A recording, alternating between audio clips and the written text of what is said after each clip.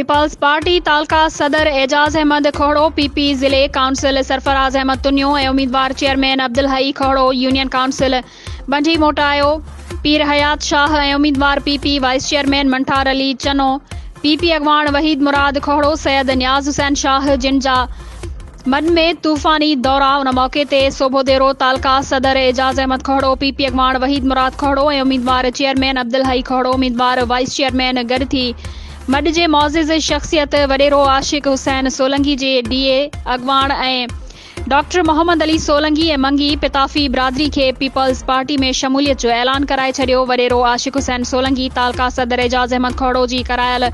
कमनि जी तारीफ़ कई, हर वक्त गॾ ऐं हिमायत जो ऐलान कयो।